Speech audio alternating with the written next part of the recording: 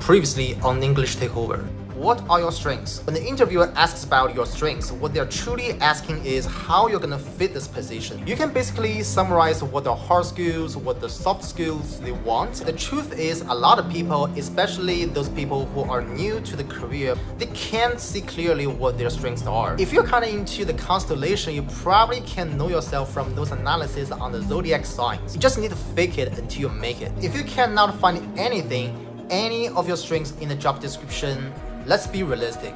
Maybe you're not supposed to do this job. Maybe you will never learn the skills to land your next dream job. Or number 2, let's be a dreamers. I'm looking for a job in CIA. Which one do you want to choose?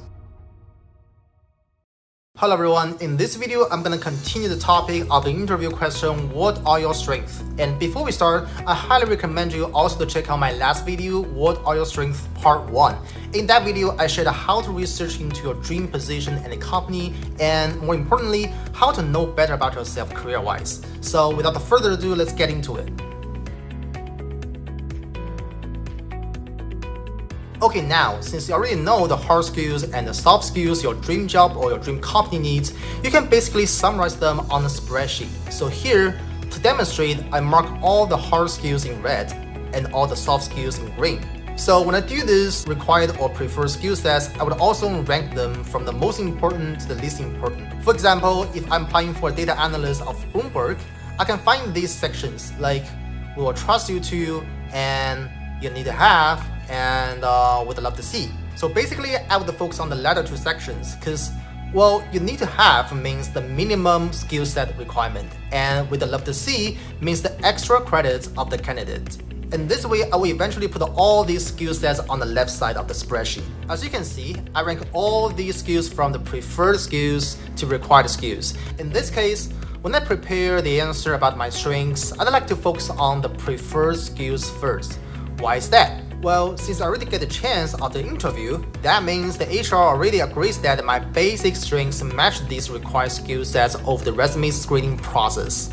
So the interviewer would like to know, if available, my strengths that they prefer to hear. Okay, now on the right side, I will put all my hard skills and soft skills as well. So again, not only those skills related to this particular job, I essentially put all my hard skills and soft skills here because this whole spreadsheet eventually will be reused for different positions in the future. For example, right now, I'm just applying for a data analyst job at Bloomberg, so I just need to circle out those strengths and skills for this position at this time. But maybe 5 years later, I want to be a business analyst at JP Chase, so well, I just need to update the left side and remap my skills to the requirements of a business analyst. And also, you may notice that I put another section of what I need to learn right here in the table. Well, this is optional, but it can definitely help me to track my progress and the vision in my career path. For example, for now, apparently I might be underqualified for this data analyst job at Bloomberg because, well, I've never used Tableau, which I should learn for my future career, right? So I will just put it here as a hard skills that I need to learn in the future. And for each year, I would also put it on my dream board, so eventually it will help me to complete it. Anyway, the dream board is another story, and I will make another video if you're interested in the future. So for now, let's get back to the interview. As I mentioned, I'm now picking up one of my strengths preferred by my target company. It can be hard skills, it can also be soft skills as well. So here, I will take the soft skills, like my ability to organize and coordinate works among multiple teams, which meets their preferred talents of navigating a large organization. So to start my answer, I would say I pride myself on my planning and communication skills when I organize tasks among multiple teams. Okay, now I need to demonstrate my strengths by a story, and let's talk about the STAR method or the STAR approach.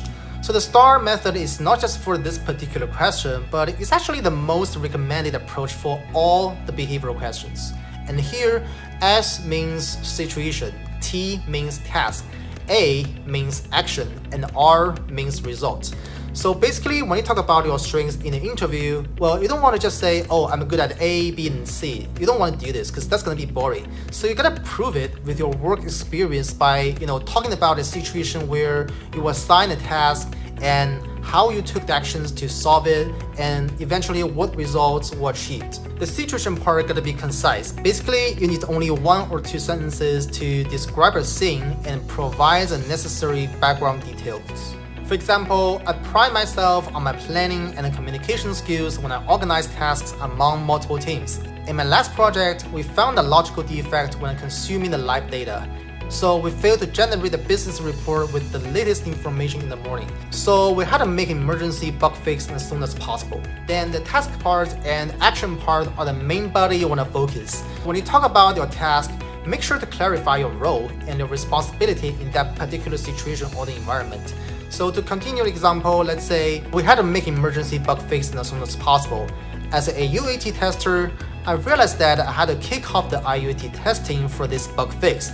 And this whole process needs me to coordinate works among data vendors, developers, and end users.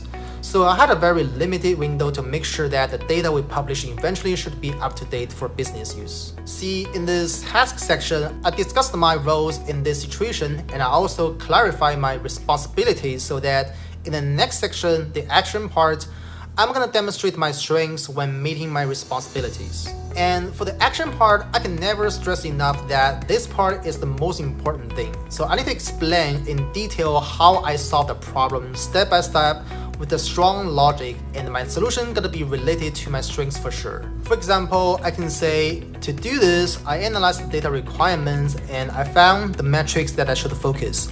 First, the data should be up to date, and the second thing is the data completeness testing. So with these 2 dimensions, I came up with the test cases where our vendor loads the same data every 5 minutes, and I should find the timestamps to be updated. And on the other side, I told them to load different data. So in this case, I should see the data control metrics to be updated as well. So after confirming the ETA of the bug fix with our developers, I timed each test execution. So based on that, I send out the test plan and the data delivery schedule to our vendors so that they will know when to load the sample data for the testing once we are ready. And meanwhile, I notify the end user, the ETA, we're gonna fix this issue so that eventually they will be able to restart the app for their business. Okay, now it's time to bring up your results. When you talk about the results, the first thing you want to do is to show or to prove that it's your talent to make this happy ending. And also, you want to take 1 or 2 sentences to connect your strengths with your dream job or relate your strengths to your dream position. So in this way, you're basically telling the interviewer, that's why you need me, that's why I'm here. To continue the example, I would say, in the end, every team clearly understood their jobs. The developers checked in the code, I gave the green light so that our vendor loaded the data accordingly, and I validated the testing results case by case, and we eventually agree on pushing the code into production environment. So the whole process went very seamlessly, and our end users really appreciate our effective troubleshooting process. With that said, I feel very confident to be able to navigate important teamwork in a large organization like Bloomberg. Okay, this is the whole story that I used to demonstrate my ability to navigate a large organization. If you review the structure of my story, the proportion of each part looks like this: 10% for the situation, 20% for the task, 40% for the action, and 30% for the results. And the ratios can be changed a little bit depending on your stories and your industry, but again, the action part is the most important thing. Alright, finally, let's wrap it up. To nail this interview question, the first thing to do is to research your dream company and position and understand what the hard skills and soft skills are needed. And second, understand your own strengths from different career perspectives. So you can ask your professors and previous teammates for performance review, or you can do a career test like Holland career code testing, and you can also check out the personality test like Jean personality test or the constellation analysis. And third, map your hard skills, the soft skills to those preferred or the required skills by the company or the position, and target your strengths in your answer. And then demonstrate your strengths with your past work experience. So when you tell your story to the interviewer, pay attention to use the STAR format, and be sure to mention that your strengths is gonna add value to the dream company at the end. Okay, last thing, if you're also interested in my dream board that I mentioned in the video, please be ready because in my next video, I'm gonna share my dream board story and tell you how I benefit from this magical thing. Alright, that's about it guys. I hope these tips will be helpful for you to nail your next interview, and spread this video to your friends and give the thumbs up if you like it. I will see you in the next video. Bye.